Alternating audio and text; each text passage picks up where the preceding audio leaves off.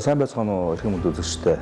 Комментатор нэвтрүүлэг эхэлж байна. Ер нь төрийн хүчүүд хуулиндаа байдаг баг. Ургаж байгаа ногоо өсвөрийн хүүхдүүдийг Монгол болгох, Монголоо авч явах, Монгол соёлон сайн суулгавал Монгол ирээдүй байгаа гэж бодож байгаа. Тэгээ хот гэдэг бол өөрөө бас цаг хугацааны хувьд хөгжиж бий болдог ийм процесс. Давчрах ер нь ямар хэрэг байна? Ер нь бол манай мэдний салбар ер нь нэлээд анаах салбар дотроо нэлээд дээгүүр явдаг. Энэ улсаар чинь цөөн тооны хэдэн нөлөө өгөх юм мөнгөтэй хүмүүс тоглож байна. Хэрвээ би зөв ойлгож байгаа бол оюутлогын гэрээгээл тэгтчинд бол Монголын тэр нутаг дэвсгэрийнх нь хил хязгаар нөхцөл тодорхойгүй байна гэж. Хүмүүс үзэгчтэй энэгээр манай нэвтрүүлэг өндөрлж байна. Хамт байсан та бүхэнд баярлалаа. За сайн байцгаана эрхэм хүнд үзэгчтэй. За өнөөдөр 2019 оны 1 сарын 9-ний өдөр.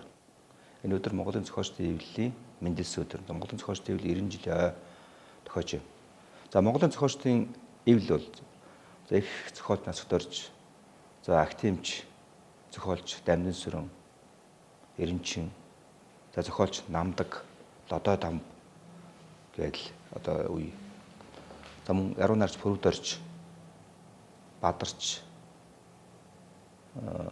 Пүрвсүрэн, за Намдаггуй гэдэг ингээд олон зохиолч, Мягмаргуй гэдэг. Энэ олон зохиолчдыг одоо нэгтгэсэн юм том айл. Энэ том айл өнөөдөр 90 нас хүрч байна. Энэ авдахад бол өнөөдөр студид бид нар ардын уран зохиолч, за Монголын бас содох зохиолын домог төв болсон Долмоогог өнөөдөр урьж явлаа. Та сайхан үлдэж байна Долмоогоо. Та сайхан баярлж байна уу? Сайхан. Сайхан байна. За, ойн баярын минь танд хүргэе. За тийм манай баяр болж байгаа. Зохиолчдын байгууллагын хаалгаар би оюутан байхдаа орж ирсэн хүн 40 хэдэн онд. За тэгээд яг тэр үед үл зохиолчдын хороон дээр уран зохиолын бүлгүүн явдаг байсан. Тэрэнд одоо явуу багш хичээл заанда. Тэгээ явуу чимд багш ер нь голдон ордог байсан. Тэр чимд багш чинь манай утга зохиолын 3-4 дугаар курсын багш л да. Тэгээ чимд багш тэр үед үл өөрөө сайхан шүлэг гаргаж, ном гаргаж байснаас гадна олон одоо яруу найрагчдад хичээл заасан дөө. Аргалын удаа боргосон малчны гэр төрсөн би гэж одоо бид нар тэрний чинь одоо бид нар концертн дээр ч уншдаг байлаа. Янз бүрээр л уншдаг байлаа. Аргалын удаа боргосон малчны гэр төрсөн би ятар хээр нутгаа өлгийм гэж сандаг. Цэнхэр манан суунгалсан алсын мараг ширдээ цөлгөр сайхан нутгаа сэтгэл багтан гарахад үлээж байгаа салхин үнсэд байгаа ч юм шиг өршөөлт ижим гар илээд байгаа ч юм шиг энэрэнгүй сайхан санагдахад элэг зөрхмөн догдолж хосгүй баярын нудус хоёр нүдийн минь өрхтэй гэд. за хүн болгон мэддэг байсан. Хүн болгон мэднэ манайхан ч. Тэгээ тэр үед нэг онцолгон нэг шүлэг заачхад чимд багш чинь чээжилж иргэдэг. Тэгээ одоо хүн болгон чээжтэй хүн чээжлэн чээжгүй хүн чээжлэн. За чээжилж чадахгүй ирвэл хоёр авна л да. Ингээд тийм учраас бид ой тогтоолт сайн байх хэрэгтэй. Ой тогтоолт сайн байх хэрэгтэй. Ерөөсөө жижиг юм хичиг гэсэн одоо юу яа чэйжлүүлнэ. Дамдын сүрэн багш бидэнд эртний уран зохиол ордог байсан. Тэгээд тэр их мангас зангастай үлгэр хүртэл ярина л да. Тэгээд та нарын чэйжлэх хэрэгтэй. Чэйжлэн гэдэг чинь ухаанаас хэрэгжүүлнэ гэсэн үг. Чэйжлэн гэдэг чинь тогтоолтоо сайжруулна гэсэн үг. Чэйжлэн гэдэг чинь юмыг одоо толгойдоо зүрхэндээ авч үлдэнэ гэсэн үг шүү. Чэйжлэх бол тун хэрэгтэй. Тэгээ чэйжлэхгүй хүндүүд би дүн тавихгүй гэдэг. Ер нь тэгээд зөвхөн одоо зохиолч биш, ер нь бол хүүхдүүд бүгдээрээ бас ой тогтоолт сайжруулдаг байлаа шүү дээ. Бүгдээрээ шүлгэж ажилладаг. Тэр чи зүгээр ер нь чэйж цаатай хүүхдүүд чинь андашгүй дээ. Тэгээд тэр утга зохиолын сурагчхан дээр байсан юмыг аль хэдийн уншаад аль хэдийн чэйжлээд багш нарын өмнө дуржиг нь уулчих шүү дээ. Дамдын сурангуй одоо манай зохиолчд бол үндэсний том одоо скетнүүд байсан. Том үндэсний үзэлтнүүд байсан. За би санжийн лав зохиолчдын эвлэлийн их хурал одоо голдуу дараамд ядад болдог байлаа шүү дээ. Тэр их хурал дээр одоо зохиолчдын эвлэлийн хурал болно гэдэг бол одоо их том үйл явдал. Улс төрийн төвчөд ирчгтээ ирдэг. ийм байсан тий. Цэтэн бод дарга одоо молон жонцгоон дээр ирчээ. За тэгээд би санаж байна. Тэгэхэд би бас хүүхэд байсан. Та бол одоо хурлын төлөөд сууж. Тэгэхэд одоо тэр хурлыг нээж одоо тэр үг хэлнэ үү гэдэг одоо хэнийг дамжин сургамгаа тайз нар дамжин сургамгаа гараад тэр их ой тогтоолтыг цээжилдэг хүн бол ингэж уншиж байсан. Та санаж байна уу юу? Нөгөө нэг Монгол үсгэж уншсан. Ардын хувьсгал намын гээл тэгэл ерөнхий нарийн бичгийн ингээл одоо тэр үед одоо Монгол Ард төвчлийн ерөнхий нарийн бичгээр имжааг зэтэй болдог бүх хүн зээжсэн байдаг шүү дээ. Тэгээ тэрийг ингээд юмжааги цэдэмбал гэж уншижсэн. Би тэгээ бодож ирсэн. Ер нь бол Монголын зохиолчдод ямар их нөлөөтэй ямар хүчтэй хинбэ гэдгийг бол энэ дээрс би тэр зүгээр ой тогтоолт гэдэг хүн дээр санамсаргууд гэж бодохгүй. Би бол тэрийг бол бодлоготойгоор томцоолын чинь юмыг бол бидэнд их чэжлүүд нь уншууд нь за тэгээд манай зохиолчдын байгууллагаарт нь Цэдэн Балгуу энэ төр улс төрийн товчооныхан орж ирдэг байсан шүү дээ. Тэгээ нэг зохиолчдын хороон дээр тэр утга зохиолын дугуйл явна. Дугуйландаа суух гээд ороод ирсэн чинь цаан чинь улс төрийн товчооныхан ирэх гин гэж хорооч жигтэй хайхтар хөл хөдөлгөөн болоод хөл хөдөлгөөн болсон байна. Тэгээ ямар хайшаа орох вэ? Бид нэг жоохон таслагаанд тэр бүлгэмч явагдгийг. Тэгээ тэрэндээ ороод суужээс. Тэгтэл чинь л гаднаас зөндөө одон улсууд орж ирээд Цэдэн Балгуу энэ тэр орж ирээд тэгэл удуудгай тэгэхэд байсан намдаггүй байсан санагддгийн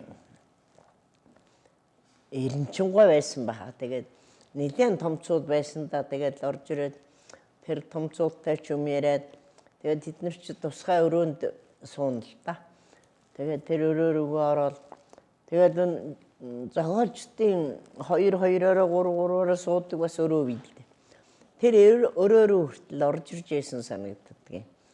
Тэгэхээр улс төрийн товчоо тэр үед бас утга зохиолыг их харж үзэж утга зохиолыг ард түмний хүмүүжүүлдэг зэвсэг гэдэгт ихээхэн ач холбогдол өгч байсан над санагддгийг.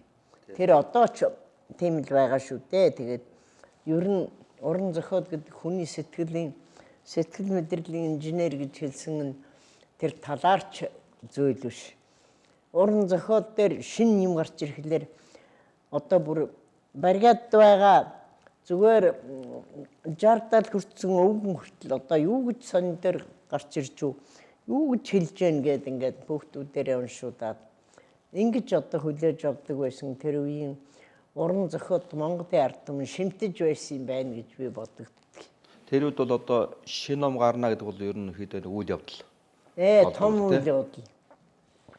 Шин номд одоо шин шүлэг бичин тэр сонинд одоо бид нарыг одоо хүүхдүүд юм чинтэй томцоолын шүлэг гарна л да. Гайтвын шүлэг, явуух шин шүлэг, бүрэгдэржийн шүлэг, янз бүрийн шүлэг гарна. Тэгэхдээ бид нарын тэр эхлэн бичигчд гэдэг юм дотор одоо залуучуудын шүлэг гарна. Тэгээд тэнд нэг шүлгээ тавьчих юм бол одоо баг зохиолч болсон юм шиг бодож явсан да. Бид нар хөөрөөд л одоо ерөөсөө жигтэйхэн тэр сонингоо бариад гэртээ хараал одоо амтэн хүнд гайхуулаад. Тэр чинь юм байлаа шүү дээ. Одоо юм. За одоо ингээд эхлээд одоо ингээд таны хэлж эхлэн бичгч гэж байлаа тий. За тэгээд эхлэн бичгийн шүлэг одоо ингээд нэг тусдаа нэг жилдээ нэг тийм яргуу гэдэг самурлаг гардаг байлаа тий. Яргуу дотор бол эхлэн бичгийн шүлэг бүтээл гардаг.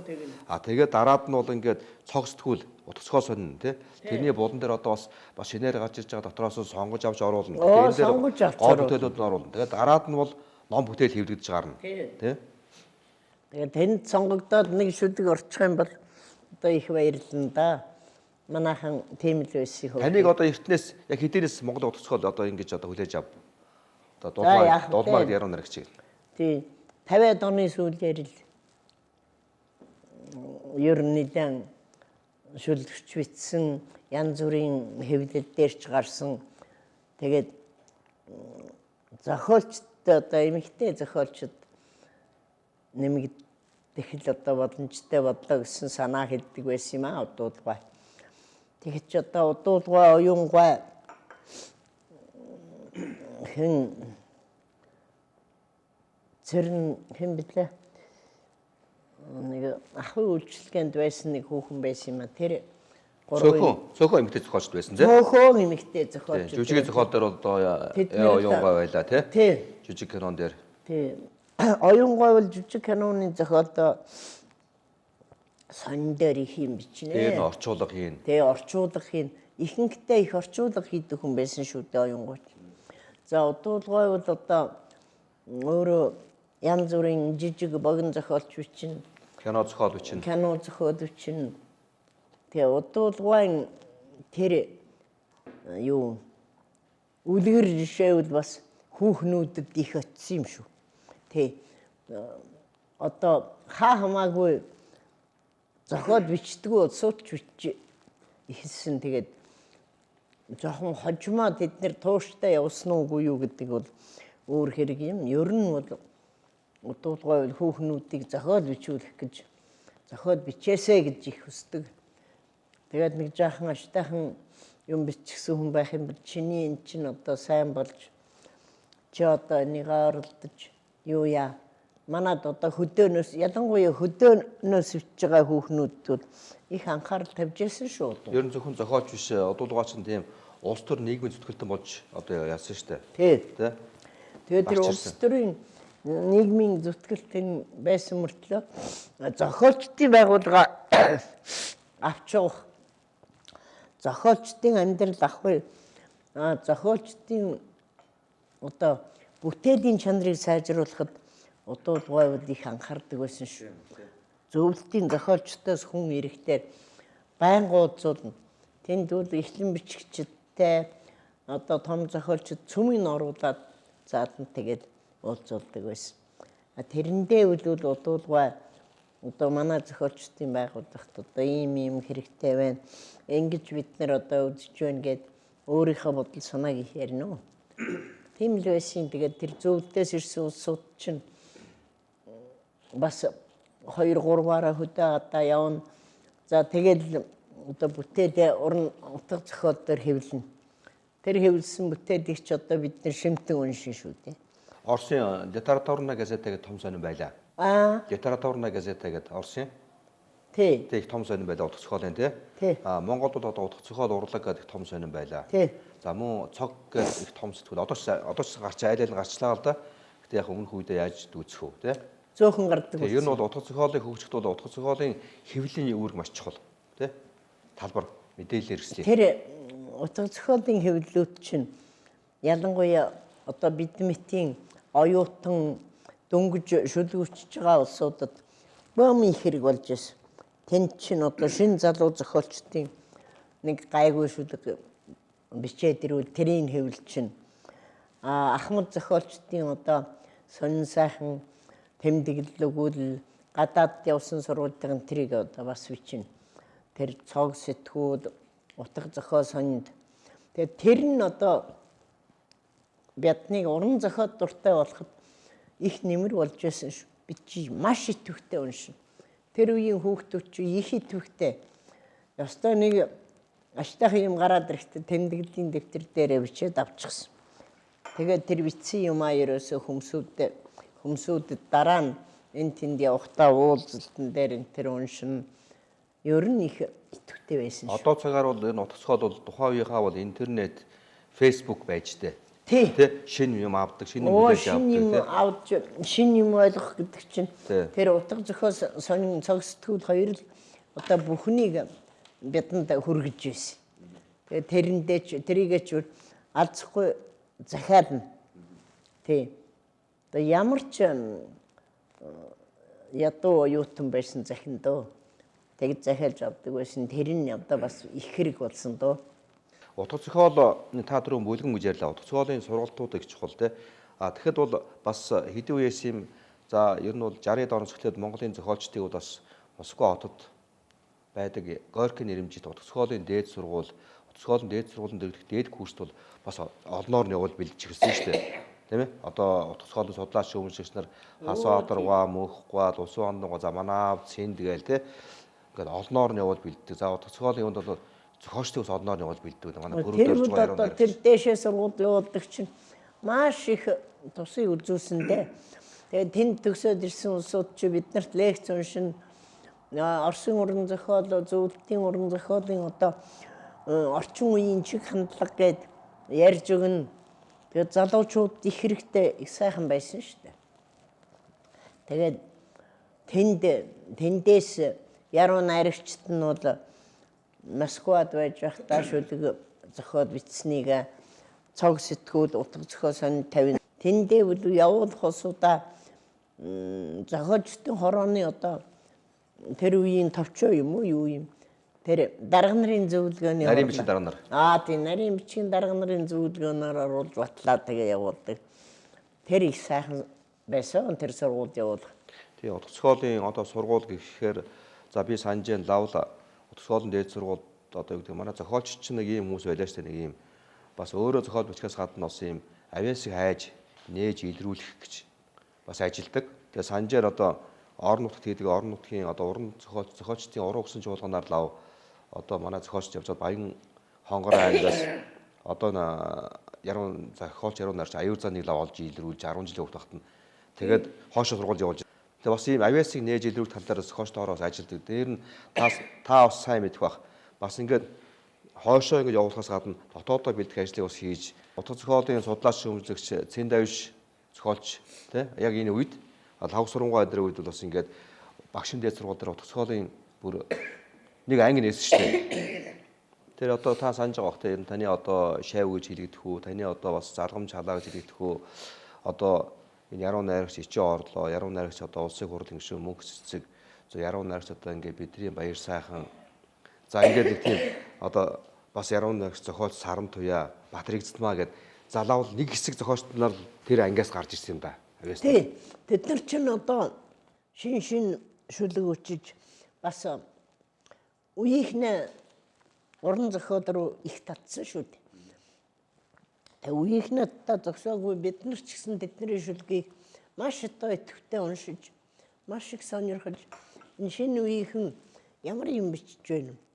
Юу өчүүл одоо орчин үеийн залуучууд таалагдах юм. Энэ талаас бас бидэнд ч гэсэн их өглөгтэй авшигтай юм байсан шүү. Тэгээд тэдний ном хэвлэгдэж гараад доорхноод бардагдаад байхгүй болно. Түргэн очиж авахгүй тэгээд алга болчдөг байсан шүү дээ. Тэр нь бол одоо тэр уран зохиол шимтгчдийн сэтгэл ямар их өндөр, ямар их эрмэлзэлтэй байсныг одоо илтгэж байгаа юм да. Та одоо ингээд за утга зохиолд орчихд бол за таны үед бол ингээд сүрэн жугаа, яруу найрагч сүрэн жугаа. За миний үед чинь одоо Сүрэнжүү, Бадарч, Бүрүсүрэн, Цогт, Чойнугаа. Чойн мэд нар одоо гарч ирсэн. Тэгээд тэр Чойн бол одоо яг бас нэг биднээс арай өвөрмөц сэтгэх үйтэй байсан сандгийн. Цагаас арай дөрүүлсэн. Дүүрдээ надаас 3-4 дүү юм байна. Тэгээд тэр өөрөө тэр нийгмийг харах хараа нь арай өөр байсан да. Тий. Тэгээд одоо Чойномын шүлэг бичиж явах үе бол одоо бидэнд бас их сонин санагддаг. Тэр нэг биднээс арай өөр өнцгнөөс хараад байсан юм шиг надад санагддаг шүү дээ. Тий, арай өөр өнцгнөөс хараад байгаа юм байна да гэж бодлоо. Үзэл бодол нь өөр. Үзэл бодол нь ертөнцийн үзэл нь өөр. Тий. Тэр яг уу тэгээд өөрөө үл нэг их олон сургууль соёлоор яваагүй. Тэгээд хөдөөний сургуулийн хүүхэд шүү дээ. Тэгсэн мөртлөө их одоо юмыг олон талаас нь харж, олон талаас нь бас бодож тэгж хийдэг хүн байсан юм шиг байгаа юм.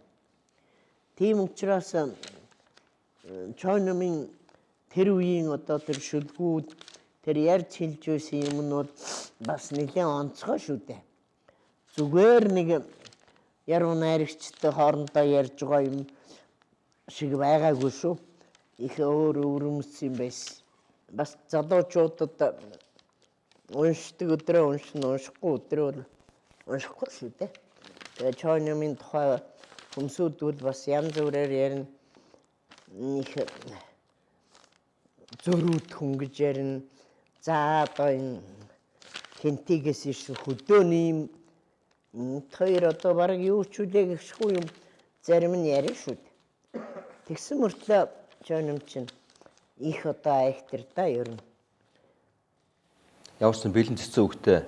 Бэлэг танхаа. Бүр бэлэн цэцнээр барах та ер нь. Бэлнээр барах. Жоним одоо ингэж үтчихсэн байгаа ш тэр үед. Хатсан талах мэрж усан шүлгөө оочвч. Харамсаж би бусд хүмүүс татаархдаггүй. Хатуу бүхнийг үтээ дутуу бүхнийг гүйцээдэг хайрт түмэн цатгаланбад би цатгалаа гэж хэлсэн байна. Гэтэл өөрөө би хоолны сайхныг идэхдээ гэм хийсэн юм шиг сэтгэл жаахан зовдөг.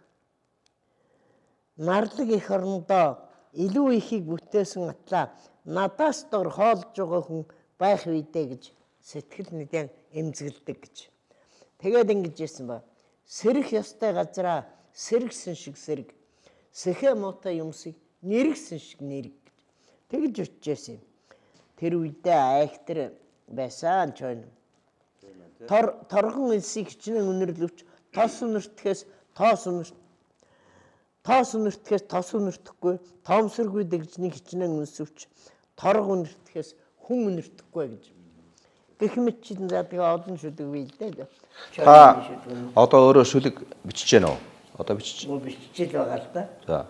Тэгээд яг бид нар ч одоо янз бүрээр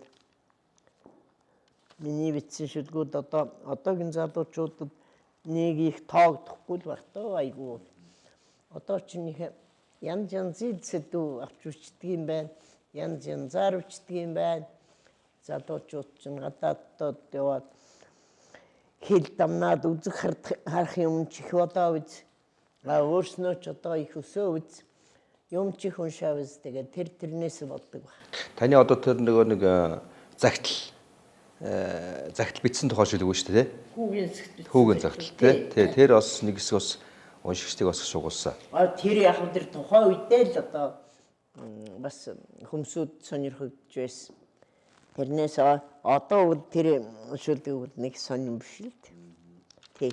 Сүүлд амьдрал хайр дээр тогтдог гэж бас дуу уулж болсон тий. Тэр харин дуу болсон. Тэр бол яг ерөөсөө би тэрнийг бүр зориуд хийж хийсэн юм. Амьдрал яагаад хайр дээр тогтдог юм бэ? Ондоо юм дээр тогтож болдгоо мө гэж хүн надаас их асуудаг. Тэгээд би хэлдэг юм да. За хайр гэдэг бол хүнд нэг олон одооч байдаг юм биш. Хааш нийш нь цацаач байдаг юм биш. Тэр хайр гэдэг бол хүний сэтгэл дотор байдаг хамгийн эмзэг зүйл. Тэгээд хайрыг хайрлж, хайрыг эзэгнэж чадах, хайраа хүндэлж чадах энэ үхнээс эхэлж одоо хайрын сайхан гэдэг бол хүнд мэдрэгдэж амтагддаг юм аа гэж хэлдэг. Тэгээд би нэг их хайрын тухай шүлгнүүдээ өөрчлөлт байхыг бодохгүй. Та энэ өөрчлөх үү тэр санаагаа, тийм санаагаа яах вэ энэ их асуултаа намайг одоо яаж байгаа нь сорж байгаа.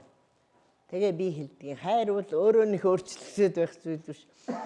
Хайрлсан шиг хайрлаж, ханилсан бол ханилсан шиг ханилж бай гэж би одоо яруу найрагч хүний хувьд залуус та нартаа уриалж байна гэдгийг. Тэгээ нэг их өөрчлөгдөд байдаг сэтгэл гэдэг бол тэр сэтгэл нь өөрчлөгдөхөөс гадна хүн нь бас өөр тийшээ холборчдөг тал байдаг. Тийм учраас хайрыг бол хайрлах хэрэгтэй маа гэж тэгж хэлдэг. Та Даш Боловрын тухай бас сайн мэддэг тий? Даш Боловч бас мэднэ. Дурсуул таны Даш Боловч нь бол их хурц хүн шүү дээ. Зүгээр ингээд айл дороо сууж байхдаа нэг цаасан дээр дөрвөн мөр шүлэг өччихэд тэр нь хожим ингээ харахад сүрхий айхтар өччихсэн юм дайрлж ил байдгийг. Тэгэхээр тэр багасаа битсэн билээ л дээ хөдөөд. Тэгээ хөдөө бас нэлээд өөрийнхөө үеийн залуучууд залуучууд дотор бас авангард маягийн хүн байсан юм уу гэж би боддгийг. Тэр хүүхнүүдэд бичсэн юм, тэгээд залуучуудаа бичсэн юм. Тэгээд Дашвалуурын нэг онцлог нь бол тэр хүн байгаль хүн хүний хоорондох харилцаа хүн ер нь яаж амьдрах ёстой юм гэдгийг л хэлэх гээд байсан юм шиг байна. Тий. Хуурамч хуумаа юмдууд их дургүй. Ерөөсөө. Дашвалуур бол бас их тэрүүхэндээ хөдөөний хүн учраас бас тэр хөдөөгийн ертөнцийг бас өөрийнхөө юу ханаар гэрэлтүүлж бичдэг юм уу гэж би боддгийг. Тэгээ амьдаа бие хайрлал гэдэг. Тий. Шүлэг одоо амьдаа бие хайрлал гэдэг чинь их айхтар шүлэг шүү дээ. Тэрийгээ бол ер нь лоцмын ихтэй тэр нь тарсан доо ер. Хүн болгол мэддэг бас. одоо хит дуу гэдэгтэй адилхан тий. Хит дуу шиг одоо тэр амьдаа бие хайрлал. Үнэхээр одоо хүмүүсүүд бие хайрлах явдал хаяа дутагдaltaй байдаг гэдгийг манайхан бас мэдээд авсан байгаа юм. Тийм учраас тэрнийг их өлгөж авч тэр шүлгийг их сайн тарсан юм шүү. Тий. Одоо ингээд яадаг чинь яруу найрагч хүн бол одоо жишээлбэл одоо хэдэн ном бичиж болно, олон ч ном бичиж болно, 10 ном, 20 ном. Гэтэ энэ үлддэг одоо цөөн шүлгэл үлддэг шүү дээ. Нэг яруу найрагчаас цөөн шүлгэл үлддэг шүү дээ. Тий. Тийм ээ? Тэр нь л одоо юу штэ тэр хүний одоо юу гэдгийг 100 шүлэг өчгөд нэг 6 сайн шүлгэл үлдэн тэрнээс илүү одоо хүмүүсийн дунд үлдэх нь ховор байдаг шүү дээ. Их одоо сайхан санаа гаргалаа, сайхан юм хийлээгээд ингээд хийчин. Тэгээд 20 жилийн дараа, 30 жилийн дараа за аль шүлэг маань одоо гайгүй байна уу гэхтээ зэрэг цөөхөн шүлэг хүний сэтгэлд үлдсэн. одоо нэг цагийн шалгуурууд давж үлдэх бүтээл гэдэг тийм нь тэр байх. Тийм учраас яруу найраг гэдэг бол асар их одоо цагийн шалгуур тордог. Цагийн шалгуурыг даадаг, давдаг. Бас цаг үеийн тэр хүний сэтгэхүй, цаг үеийн хүмүүсийн бодол эрмэлзэл энтертэй маш уялдаатай. Тэрийг гаргаж чадсан бол тэр хүн бас өөрөө шүлэгтэйгээ хамт мөнхийн боломжтой ийм одоо урлагл да. Тий одоо манай Пөрөв доржгоон одоо тусгаар тогтнолтой шүлэгч юм уу тий? Тий. Пөрөв доржвол одоо тусгаар тогтнолыг үтснээрээ бид нар ч одоо тусгаар тогтнол гарахтай зэрэг ердөө тэр оранж хэлж ирсэн шүү дээ. Сайн шүлэг гэдэг нь ерөөсөө уншихад л чэйжэнд ордог. Тэргээрээ их өвөрмөц байдаг шүү дээ. Яруу найрагчд бол ерөөсөө гайгүй сайн шүлгийг гарсан доор нь шейлж. Яг бороо орж байгаа юм шиг л Тий. хөрсөндөө бодох байх нь тий. Тэр дороо л одоо ерөөсөө шейлж юм. Тэгээд тийм одоо сайхан шүлэг байна гэд бусдад уншиж өгнө.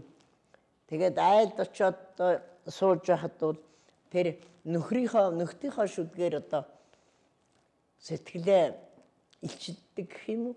Нөхрийнхөө шүлгийг одоо уншиж тэгээд тэр залуучууд одоо нэг үгээр хэлбэл ухуулга болж байгаа юм.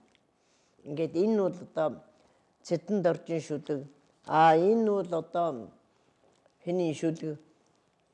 Сайхан хүмүүсийн шүлэг бол орж ирэндээ. Пөрөв доржгоо дөрвөн улирал гэдэг юу штэ. Тэгэлгүй яах. Тэр одоо бас тансаг тий. Тэр одоо янгийн сайхан харц шүү яргын нүдл мшээсэн гэдэг. Ямар одоо гоё хэлэн тэр Пөрөв доржин их тансаг өгүүлэмжтэй хүн штэ. Ерөн шүлгэн тий. Цоглог тансаг тий. Тий. Их бэлэн зэлэн өгтэй тансаг. Тэгээд тэр хойчин яруу найрагч нарт их нөлөөс манай утга зохиолын дугуйлангууд ирж байсан юм да. Тэгээд бид нар шүлэг уншихаар бүгдүүлэг юм битгий уншаад бай гэдэг. Тэгээд одоо сүлдээ аягаад бид нар чинь жаахан бас шүлгийнхаа юуг баримжааг нэлээд нарийсах гэж нэлээд юм хэлэх гэж ингэж оролдож үлгэм дээрээ уншдаг байсан шүү дээ. Тэр үл одоо Пөрөв доржин бас нэг гавьяа. Залуучуудыг бас их урагшин хөтлсөн дөө. Тий. Манай бас яруу нарч бадарч байгаа байна тий. Ер нь бол Тий. үнэхээр ардын уран зохиолч гэсэн зогсон Тэгээ ер нь бол шүлэг зохиол нь бас төмөнд хүрдэг. Тэ Манай Бадарчууд- 9 эрдний орон гээл хэлтэл одоо Манай Бадарчууд ер нь хинч хэлээгүй байхад 9 эрдний орон бичсэн. А 9 эрдний оронд бол юу ч бараг орхиогүй хэлсэн дөө. Тэр нь тэгээд хэлхээсээ гадна тэрэн дотор сайхан санаануудыг бол хичнээн олныг оруулж чадсан. Энэ бол одоо Бадарчин жинхэнэ уран сэтгэмж ухаан юм байна. тэгээд сүүлд гарсан хүмүүсээс одоо жишээл бол одоо бас ингээд одоо та бүхэн ингээд ярьж шít нэгээр би бол одоо лав сурангаа бол одоо Монголын уран зохиол бол заавал яах гэж бодож байгаа. Тэ лав сурангаа. Лав сурангаа бас Монголын уран зохиол бас юу гэдэг энэ пөрөвд орж байгаа хэний дараа бол тийм бас үзэгдэл чиг орж ирсэн. Үзэгдэл болж орж ирсэн. Лав сүрэн бол одоо өмнөх зохиолчдын шүлгийг одоо сайжруулсан гэхүүд утга санааг нэг сонин болгож гаргаж ирнэ. Дүр төрслийн өөрчлөлт тийм. Дүр төрслийг хүний бодоогүй юмыг оруулж гаргаж ирдэг. Тийм одоо сайхан яруу найрагч л да. Лав сүрэнгийн шүлгүүд бас уншууртай. Тэгээд дуун тэрнүүд одоо гоё шүү дээ. Ер нь их сайхан дуунууд их гаргасан. Лав сүрэн гэдэг яруу найрагчуд өөрөө их өвөрмөцсөн. Их өвөрмөц. Тэг жирийн хүнтэй адилгүй. Маш уйхан маш одоо тийм зүрх сэтгэлдээ их нарийн юм тээж явдаг юм хүн байна. Тэгээ тийм учраас шүлэг нь бол их өвөрмөц, шүлэг гардаг дуунууд бол их сонин дуунуудтай. Тэгээд лав сүрэнгийн уран бүтээлүүд залуу зохиолчдыг маш их урагшлуулсан шүү. Лав сүрэнгийн шүлгийг уншаад тэрний чэйжэр мэдгүй ч хүн байхгүй болдог. Тэгээд залуу зохиолчд бол лав сүрэнгийн шүлэг гарснаас хойш маш их одоо тесрэлт болж гэж хэлэхээр бараг тийм болж их урагшаа ихсэн юм байна. Тэр чинь ерөөс анхны номоо гаргаагүй байхдаа хэдэн шүлэг гаргаад л тэгэл одоо тийм алдартай яруу нарч болцсон байсан шүү дээ. Тэ? Хэдхэн шүлэг гараад ирэхдээ тэр нэг бүх хүн жийжлээд бүх одоо энэ гадуур яам тамгын газрын дэрэгдэн тэр тийм дугуйлангууд дээр энэ тэр очиод бид нар бас хүүхдийн уншиж байгаа юмнуудыг ингээд сонсоход бол лав сүрэнгийн шүлгүүд гайхамшигтай их тарсан байдаг. Энэ бол одоо лав сүрэнгийн шинжлэл. Өөртөө одоо зохиолчдын дунд энэ яруу найрагтууд хийсэн шинжлэл. Тэр нь залуучуудыг бол их татсан. Тэгээд залуучуудыг татхаас гадна залуучуудыг шин юм руу, шин санаа руу, бас шин сонин бодол руу хөтлсөн юм шүү. Тэр бас өвөр мэт. Тэгээ ер нь бол тухайн үеийн таны тэр үе яруу нарч түрүү нэр дуудлаа нямд орж гэж болсон. Нямд нямбууг нямд орж гэдэг. Үедээ мундаг гарч ирсэн юм шүү дээ. Нямд орж. Тэгээд нямд оржийн тэр үеийн хүмүүсүүд бол бас их өвөрмөцөө, ер нь их айхтар. Би одоо ном нь уншиж чадсан тийм булгийн одоо нэг цэв тунгалаг ус одоо ууж байгаа юм шиг л ингээд сэтгэл онгоомор тийм шүлгүүдийг тойруулж исэн. Их сайхан бичижсэндээ нямдар хөдөө байсан. Тэгээд хөдөөнөөс бол хотын ямар ч яруу найрагч хийгээгүй юм хөдөөнөөс гаргаж ирж ирсэн. Маш богинохон бичин те. Их богинохон бичин. Бас тэгээд их тийм ухаантай. Нэгдүгээрт ухаантай бичин, хоёрдугаарт тэр богинохон бичсэн дотор том санаа оруулцдаг. Тэр нь одоо их сайхан болдог байсан юм да. Нямд оржийг бол одоо муулахын арга байхгүй. Нямд орж шиг тийм хорц ухаантай гарч ирсэн хүнж ховор. Нямд оржууд ерөөсөө бас нөхдөд их юутай, нөлөөтэй. Нямд оржийн шүлгүүд тэр дороо тарцсан байдаг. Яагаад тарцсан байдгийг бүүмэд өөрөө лав тараадгүй тэрийг зүгээр ганц нэг хэвлэл дээр энэ тэр гарахт л ерөөсөө дороо тарсан байдаг. Тэгээ нямд орж одоо юу гэдэг галсан сүх бол одоо тэгээ нямд орж байгаа байсан учраас галсан сүх гарч ирсэн л гэж ярьдаг штэ. Яруу нарч галсан сүх. Одоо тэр магадгүй шүү. Тэ. Галсан сүх чинь дэлбэрч гарч ирсэн шүү. Тэр бас нямд оржоос лав юу үлгэр дуурай авсан уу? Нямд оржийн шүлгийг уншаад өөрийнх нь онгод тэгж орсон уу? Тэрийг мэдхэд хэцүү л дээ. Тий, багш шовын барилгаа байна. Багш шовын барилга. Гэхдээ л ерөөсөө нямд оржийн нөлөө агуу их байсан. Тэр бол маргаангүй. Монголын яруу найргийн бас одоо цэцэрлэг түрээлийн гэж үзэхдээ энэ төр бол бас долгорын ямаа гэдэг. Манай цохоштой юм дарга гэсэн. Бас гайхалтай яруу найр. Богинохон бичдэг. Тэгээд бидний үед гарч ирсэн хүн л дээ. Тэгээд юм тэр хэлж байгаа юм цөөхөн мөр дотор их айхтар багтааж бичнэ. 4 мөр, 8 мөр. Тийм учраас тэр санаагаа товчилсан мөртлөө санаагаа хүнд хүргэж чадж байгаа тэр уран яруу ухаан бол Нямаагийн нарийн ухаан. Нямааг бол бид нар бас нарийн юу гэж нарийн дархан хүн шүү дээ бас шүлгтэй гэж ярьдаг байсан. Тэгээ ян зүрийн дархан байна те. Жишээл лав сурангаа бол одоо юу гэдэг нэг Сүхбаатар аймгийн дарга анх хийцэн дархан гэдэг шиг л те. За хэн бол бас нэг дундаа овын бас уран дархан хүн. Уран дархан. Тэгээд их одоо богинохон сэтгэж 4 мөр юм дотор маш их утга агуулгыг багтааж чаддаг.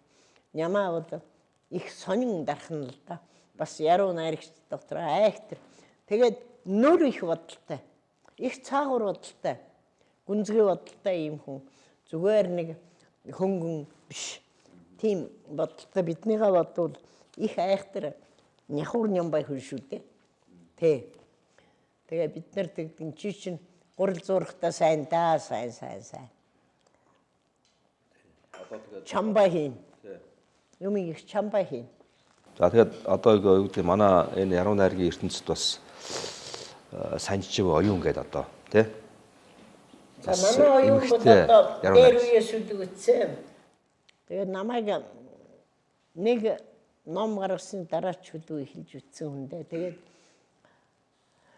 оюуны бичсэн шүлгүүд бас их онцлогтой. Нэгдүгээрт эмэгтэй хүн гэдэг нь яс мэдэгдэн.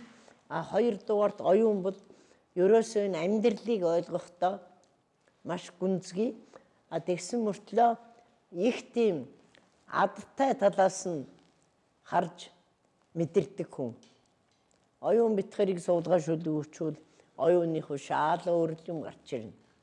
Тийм. Дууны шүлгийн мастер сайхан дуу хийсэн. За оюунд сайхан шүлгүү зөндөө бий. Тэгэхээр яг оюуны сэтгэлд бол тийм юм бүхний эмзэглэл байдаг. Сайхан юм, муухай юм. Тэгээд хүний төлөө санаан зовсон. Амьдралыг сайхан болгох юмсан гэсэн агуу их сэтгэлгээ оршиж байдгийг. Тэр нь одоо надад бол их сайхан санагддээ. Тэр нэгдүгээрт их хүн, хоёрдугаарт яруу найрагч хүн, гуравдугаарт нарийн ухааны хүн гэдэг нь бас мэдэгдэнэ. Тэгээд одоо бол ингээд бас Монголын тусгаал ингээд залхамж халаа бол үнэхээр явж ш. Одоо яг ер нь бол олон хүн байна шүү дээ. Би одоо жишээлбэл Бямжи Хөрлөбаатар гэдэг мундаг яруу найрагч байна. Одоо сайхан шүлгээ тойрвч байна тий. За Жагдлын лавга гэдэг мундаг зохиолч байлаа. Би бол лавгааг бол бас дурсах хэрэгтэй болж байна. Их Монгол ухаантай. Тийм Монгол амьдралд умбаж өссөн ер нь Монголын төлөө гэсэн зүрх сэтгэлтэй. Хэнд ч хилээгүй мөртлөө өөрийнх нь одоо бичиж байгаа юм бол тийм их нарийн чигжээстэй өстой завсраар нь муу орохгүйгээр хийчихдэг тийм айхтар хүн байгаа юм бол. Атгашаага үл нэг тийм ном гарсан гэдэг богино үүлгийн. Тий. Хавгаа бод айхтар хүн шүү дээ. Тэгээ өөрхийн урт наслаг үед нь би их харуулдаг. Хэрвээ лавга өдид байсан бол бас их өөр юмнууд чинь тэр сэтгэлийн их багтаамжтай гэх үү дээ. Орон цагийг багтааж харна, орчлон гэргүүлж харна, одоо байгаа юмаа цуглуулж харна. Айхтар хүн шүү. Би бол их тэнгэрлэг яруу найрагч байсан, зохиолч байсан гэж хардээ. Сайхан яруу найрагч. Манайд орж ирэл бөөмийн их шүдэг уншдагсан. Би цаашлуулноо.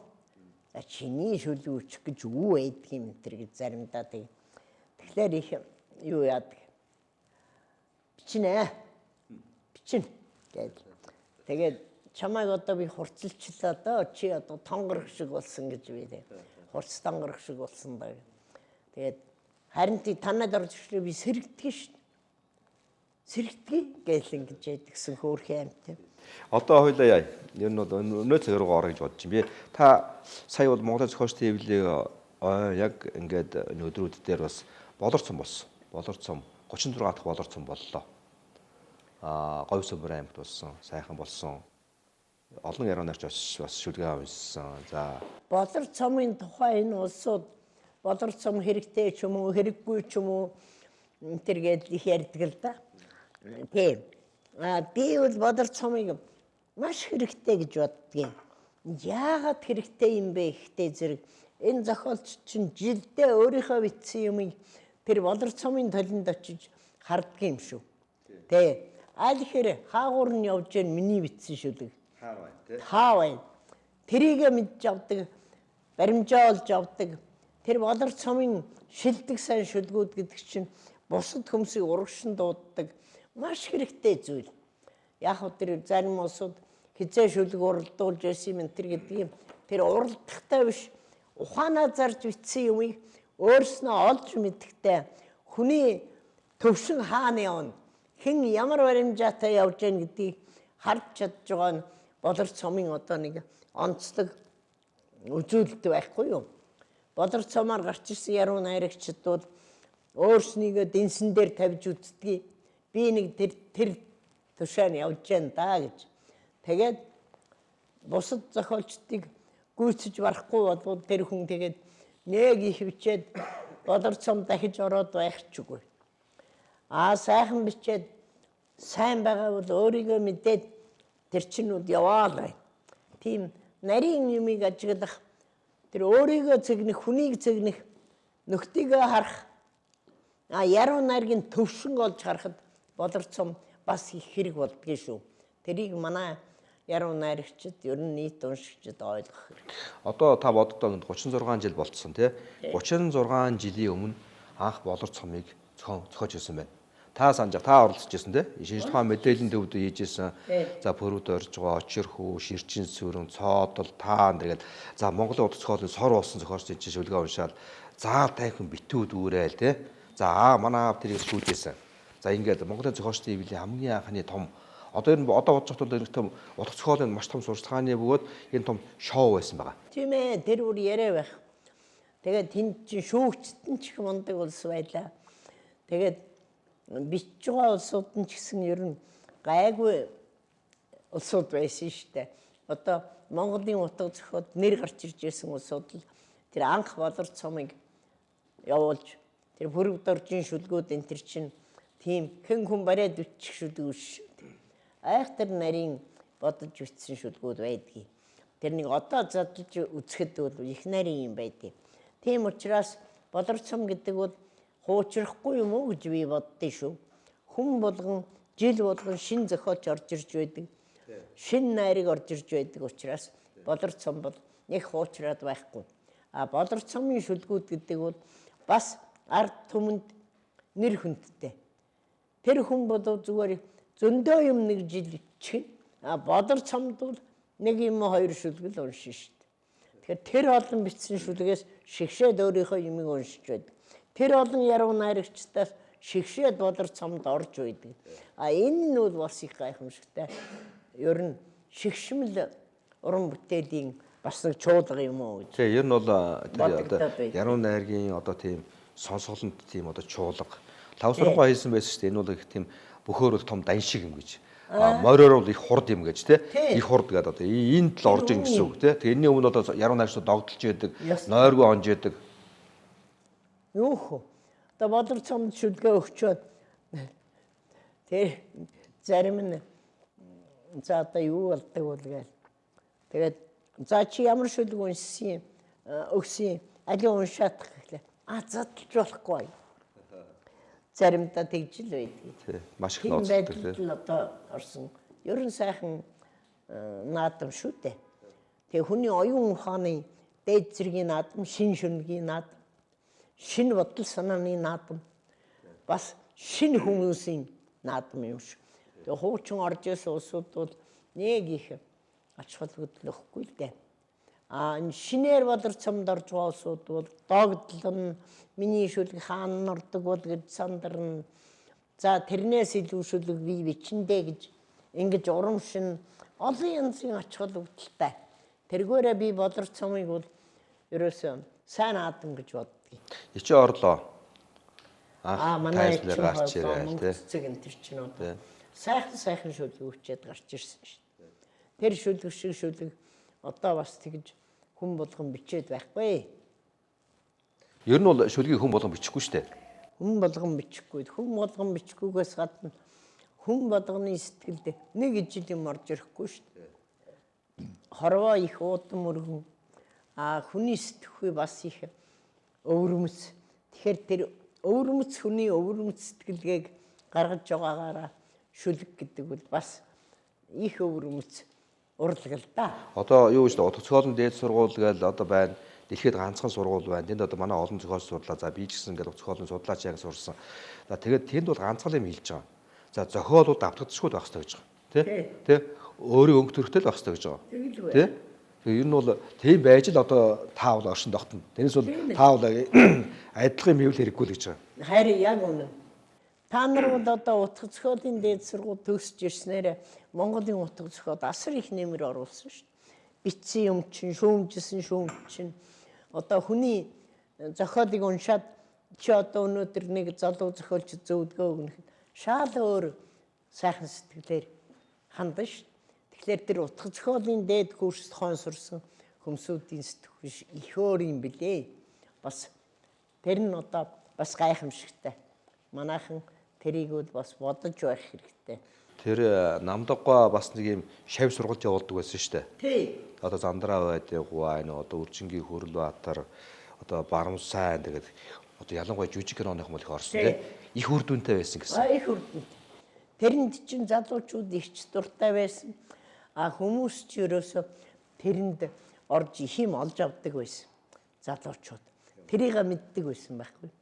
Тэрэнд очиж орох гэж тэмцдэг. Тэгээ олон хүн авдгөө тий гэр сурвалж. Тэнд чи олон хүн орохгүй шүү дээ. Авьяастай хөл орно. Тэгээ бас тэр их чухал юм байна. Одоо манай зохиолчдоос ийм гэр сургалт хийж байгаа зохиолч юм байна. Одоо манай зохиолчдоос.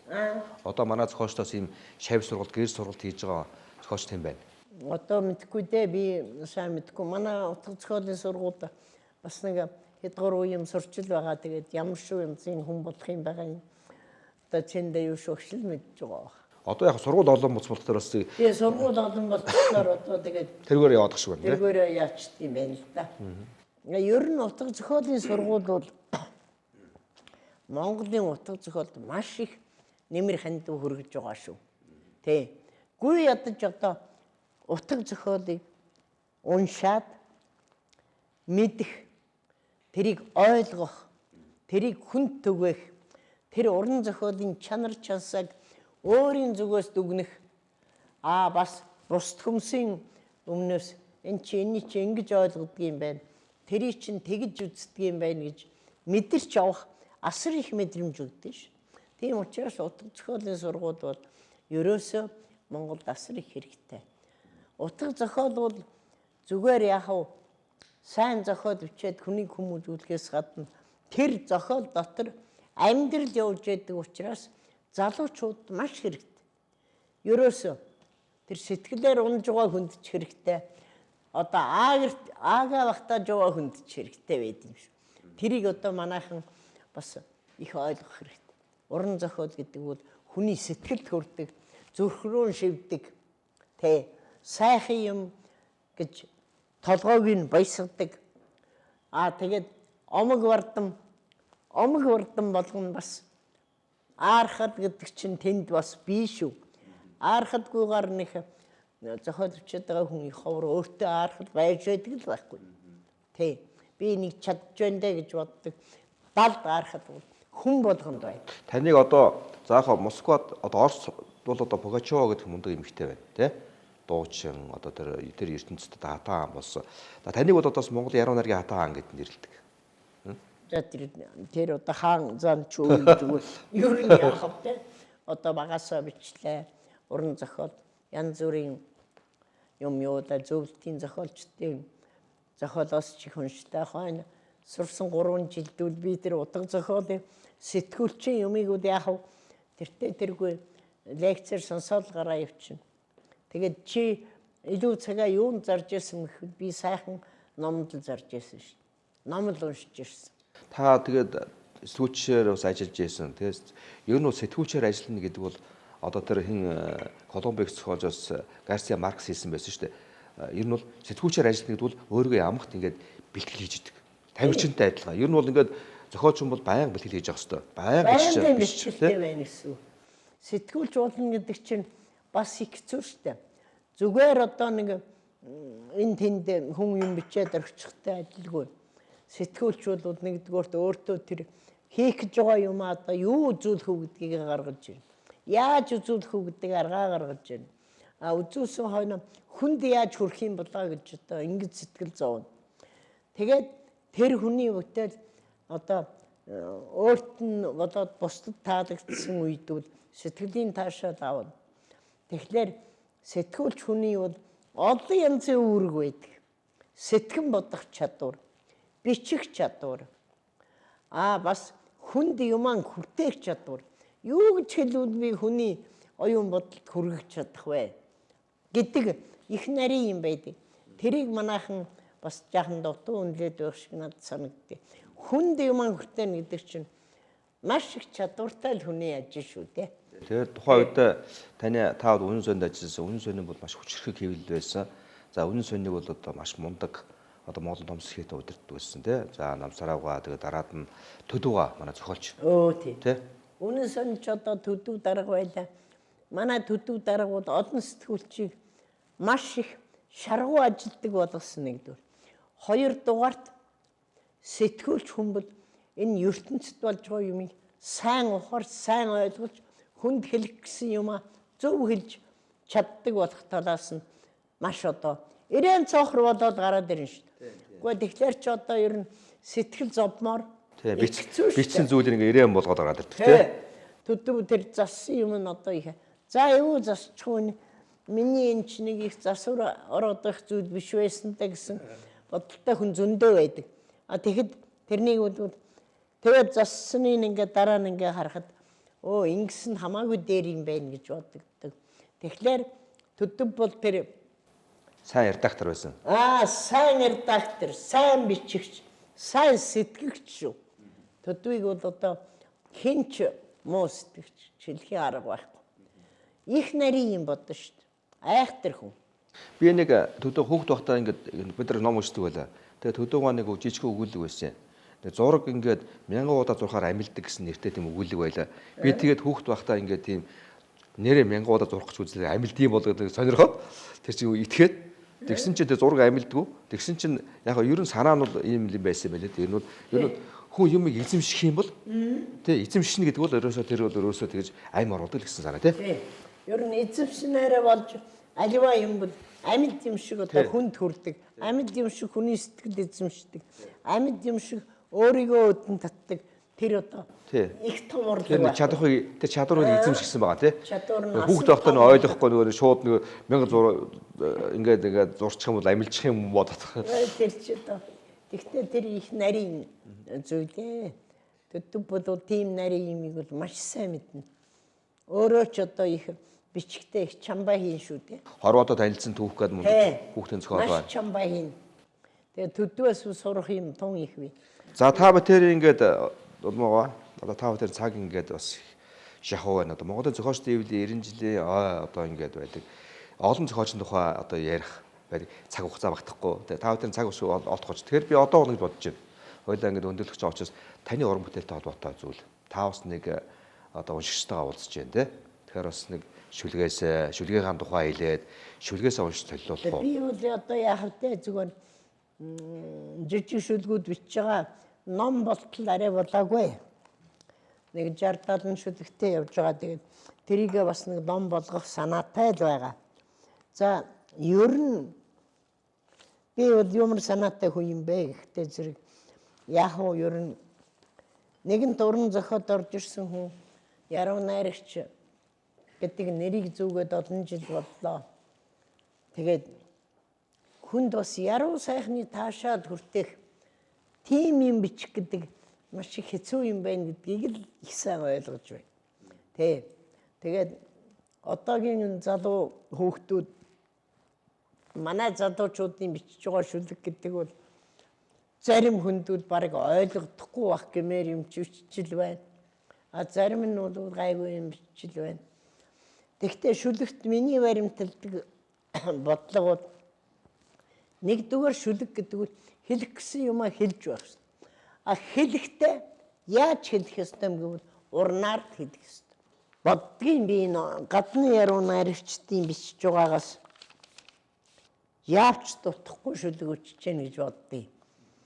Яагаад одоо тэр явуу холбон багшийн шүлэг, зэдэнд оржийн тэр айхтар шүлэгнүүд, за тэгэл чимд багшийн би Монгол хүнг задлахад л одоо маш их юм гардаг штэ. Ингээд задлаад бодоход. Тэгэхээр шүлэгчийн нэг ширхэг шүлгийг үг үсгээр нь задлаад үзэхдээ тэрэн дотор их юм гарна штэ. Энэ чи ингэсэн юм байна. Ингэх гэж одоо өөрөө ерөөсөө зориуд ингэж хийсэн юм байна гэдг нь мэдэгдэнэ. Тэгэхээр тэр шүлэг гэдэг нь өөрөө айцамтай, өөрөө биетэй, өөрөө хүнд итгүүлэн үнэмшүүлэх чадaltaй, хүнийг үлгэрэн дуурайлгах чадaltaй. Шүлэг дотор маш их юм. Хүн тэрийг сайн задлаж уншигчд үзэх юм бол их нарийн юмнуудыг багтаасан байдаг. Тэгэхээр шүлэг гэдэг нь нарийн урлаг, шүлэг гэдэг нь сэтгхийн дээд зэргийн урлаг, шүлэг гэдэг нь хүний зүрхэнд хүртэл тусдаг маш цэцэн тийм одоо сум гэж мэдэх хэрэгтэй. Тэрнийг бол манай залуучууд одоо сайн ойлгож байгаа л дөө. Шүлгийн сайхан гэдэг бол хүнд амтагддаг. Хүнийг нойргоо хонуулж чаддаг. Хүний сэтгэлийг хөглөдөг. Сэтгэлийн хөглөн, дуулдгүй хүнийг дуулуулна, инээдгүй хүнийг инээлгэн маш одоо чадaltaй урлаг да.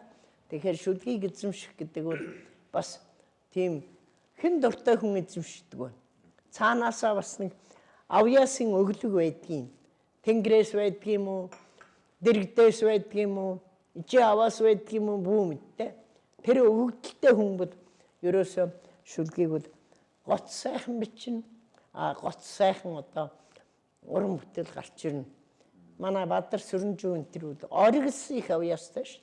Тэрнийг бол одоо үгүй гэх газар байхгүй. Одоо Бадарч байна, Сүрэнжүү байна. Даштор байна, Лавсүрэн байна. Манай Лавсүрэнгийн шүлгүүд бол дэндүү айхтар да. Лавсүрэнгийн бодолд хөрч бодох гэдэг бол бас хэрийн яруу найрагч хөрөхгүй шүү. Хэрэхгүй. Их нарийн юм боддөө ш. Тийм учраас Лавсүрэнд бол зориуд чи бол аав сайхан сэтгэгчээ гэж би зориудтай хэлмээр санагдаад. Тийм одоо яруу найрагч. За та нэг шүлэг. За миний шүлэг унших одоо тэгээд цаг. Янз бүрийн шүлэг зөндөл бичсэн одоо. За яах вэ? Тэгээд нэг шүлэг уншчихъя.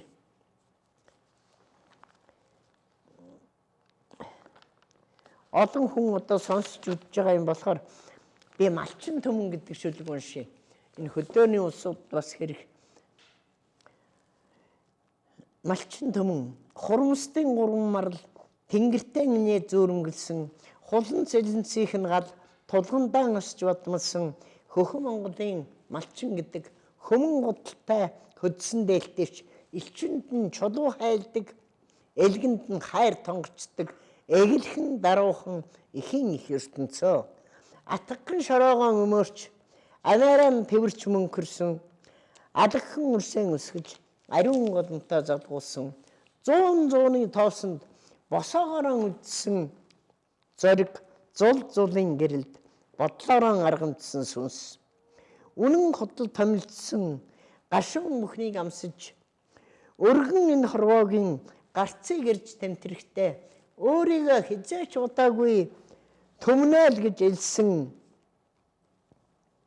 Монголын малчин ард гэдэг мортойгоо мөнгөрсөн заяа эртний сэлхийг сөрсөн эмээлдээр завилсан шүтэн түүхийн алтан хуудсыг амиараа бичиж мөнгөрсөн төрийн хатуу хуулийг амьсгалаа царцтал дагсан тал нялхардаг дуугаараа уян хадаа тайтгардаг тансаг сайхан байгальдаа уйлж дуулж ээнэгшдэг хатуу үнэн өгнө бодол тухайн сийлдэг ханцгүй огшоох залиурлан борхон зүрхийг уйруулдаг тэртээ зуунуудаас өвлсөн уултай талтай нутагтай тэлмэн зэрэглээ наадуулсан уран гоо дэлхийтэй бор толгодынхоо дунд дээлтэйгээ мөнгөрсөн зул босоо явсан тавиландаа л тэд дэлхийд дуурсан нэр хөх Монголын малчин гэдэг хөмөн готалтай хөдсөн дээлтэрч элгэнд нь хайр тонгочдог элчинд нь чулуу хайлдаг эгэлхэн даруухан ихийн их ертөнцөө. За баярлалаа. За ингээд та бүхэн ингээд цаг өндөрлж байна. Таны ингээд уран бүтээлийн ажилд амжилт хүсье. Тэгээ Монголын зохиолчдын эвлэлийн ой бас дуусаагүй байна. Тэгээ зохиолчдынхаа эвлэлийнхаа бас ойдоо ингээд сайхан оролцоорой. Танд уушгийнхаа өмнөөс баяр хүргье. За одоо зохиол бичдэг, үзэг барьдаг, оюун ухаанаа цэгцлэн өргөн төмөндөө өргөдөг энэ сэхэтнүүд сэхэрлийн их агуулгатай одоо энэ оюутнууд оюуны их соёлыг Монгол түгээж байгаа бүх хүмүүст үзэгн хурц үгэн нүнэн сэтгэлэн нариун байхын үлзийтэй өрөөлийг дэвшүүлье. За тэр юу Батор шиг. За энэ хүрээд комментаторын нэвтрүүлгийн дугаар өндөрлж байна. Хамт байсан үзэгч та бүхэнд баярлалаа. За сайн байцгаана уу эрхэм үнд үзэгчтэй. Комментатор нэвтрүүлэг эхэлж байна. Ер нь төрийн хүчүүд хуулиндаа байдаг баг.